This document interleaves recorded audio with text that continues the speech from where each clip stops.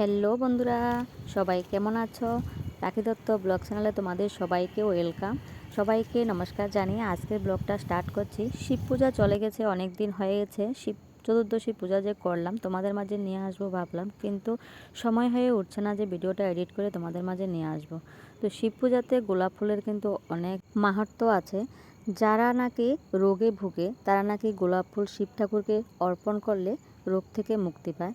কিন্তু গোলাপ ফুলটা লাল ছাড়া অন্য কালার হতে হবে। লাল ফুল শিব ঠাকুরের অপ্রিয়, তো লাল ফুল শিব ঠাকুর গ্রহণ করে না। তো চেষ্টা করবে যদি গোলাপ ফুল অর্পণ করো তাহলে অন্য কালারের গোলাপ ফুল অর্পণ করার জন্য। তো আমার গাছে লাল ছিল, যার কারণে আমি শিব ঠাকুরকে অর্পণ করিনি। গোলাপ ফুলটা আমি আমার মাথায় গুজে নিলাম। তো চলে গেলাম রেডি হয়ে মন্দিরে। আর আমাদের কোয়ার্টারের মন্দির কিন্তু খুবই সুন্দর। তো অন্ধকারে পায়ে হেঁটে ঠাকুরের জন্য দুধ, জল, দধি, ঘি যাই লাগে সব কিছু নিয়ে রেডি হয়ে বের হয়ে গেলাম। তো রেডি হয়ে বের হয়ে চলে আসলাম মন্দিরে। আর মন্দিরে যখন আসলাম, মন্দির তো খুব সুন্দরভাবে সাজিয়েছে। সবাই দিনের বেলায় পূজা করেছে, আমি রাত্রিবেলায় গেলাম। এক দুজন হয়তো আছে। তো দিনের বেলায় চতুর্দশী পেয়েছে বলে সবাই দিনের বেলা শিবের মাথায় জল ঢেলে নিয়েছে। আমি প্রত্যেকবার শিব পূজা করলে রাত্রিবেলা অঘুমা থেকে আমি পূজা করার চেষ্টা করি। উপবাস থেকে যদি রাত্রে জাগরণ থেকে যদি শিব পূজা করা হয় নাকি খুবই মঙ্গল। তো যার কারণে আমি রাত্রিবেলা গেলাম।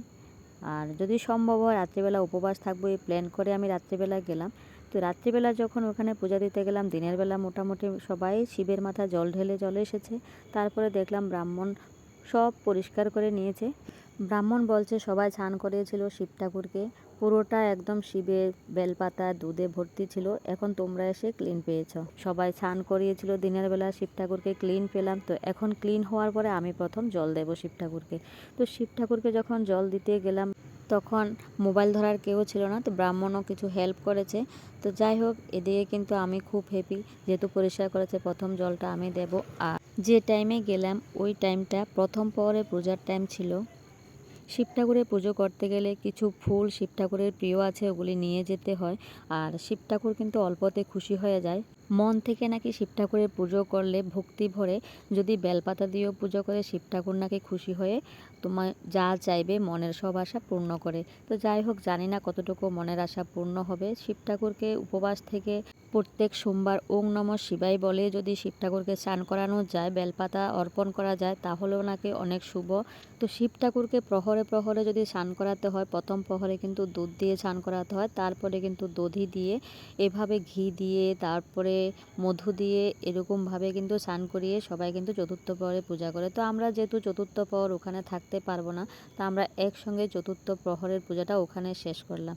তো আমরা কিন্তু এখানে পুজো করতে গিয়ে কিন্তু আমরা শস্যদানাও অর্পণ করেছি। ওটাও নাকি খুব ভালো শস্যদানা অর্পণ করা। তো পূজা করতে গিয়ে ওং নমঃ শিবায় বলে স্বামী সন্তানকে নিয়ে পূজা করতে গেলাম।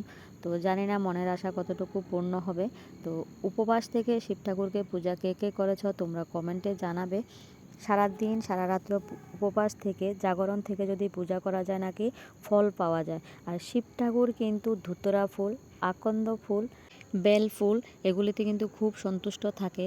যদিও বেল ফুলটা সবাই কালেকশন করতে পারে না, কারণ বেল গাছে ফুল কিন্তু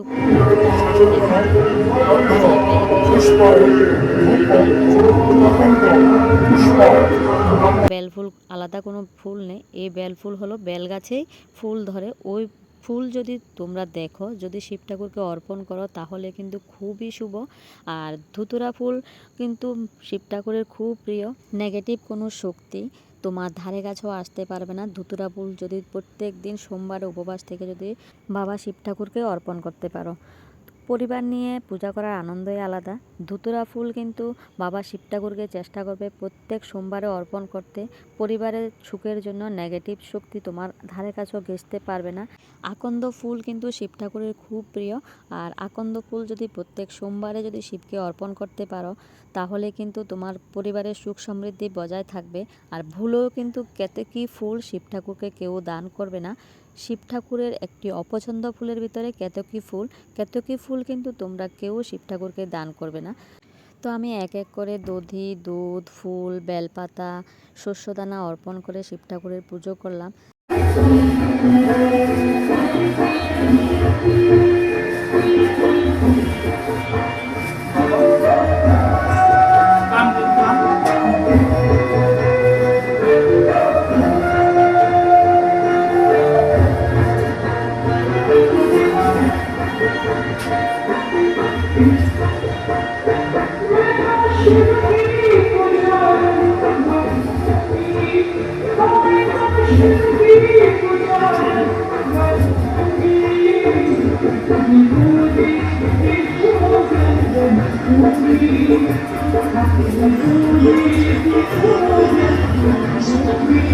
শস্যদানাতে মুগ ডাল ছিল, বুটের ডাল ছিল, আতপ চাউল ছিল, তিল ছিল।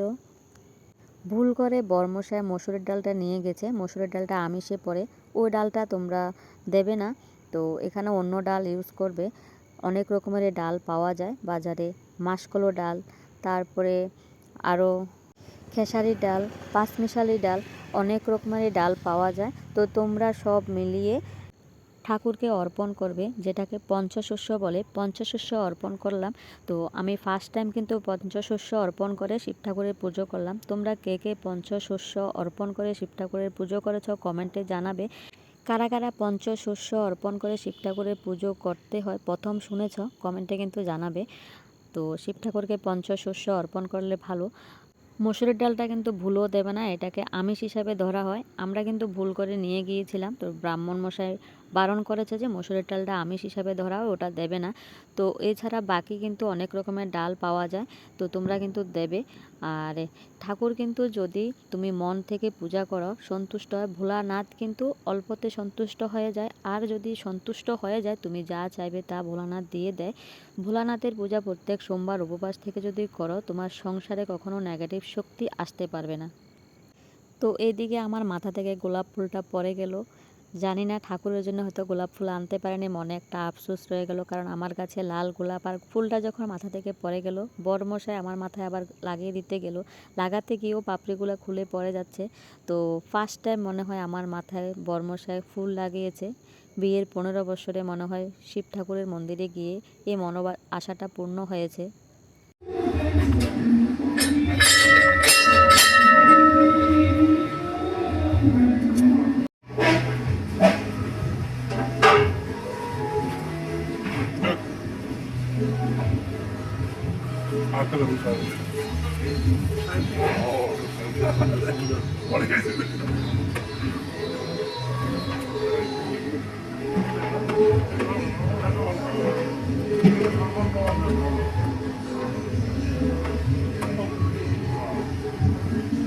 এদিকে শিব ঠাকুরের পূজার প্রসাদ পেয়ে নিলাম, ব্রাহ্মণ মশাই প্রসাদ দিল। আর এই যে আমাদের কোয়ার্টারের মন্দিরটা তোমাদের একটু ঘুরিয়ে দেখালাম, অনেকটা বড়, খুবই সুন্দর। এখানে মা কালীর মন্দির এবং ছাই বাবার মন্দির আছে। তো মায়ের মন্দির একটু তোমরা ভিডিওতে দেখতে পেলে, ছাই বাবার মন্দিরটা গেট বন্ধ ছিল দেখাতে পারিনি। তারপরে চলে আসলাম ঘরে, তারপরে এই বোনদের নিয়ে প্রসাদ খেয়ে নিলাম। আজকের মতো ভিডিওটা এখানে শেষ করলাম। ভিডিওটা কেমন লাগলো, যদি ভালো লাগে লাইক করবে, কমেন্টে জানাবে। কে কোথা থেকে আমাদের ভিডিওটা দেখছো কমেন্টে কিন্তু জানাতে ভুলবে না। Bye bye.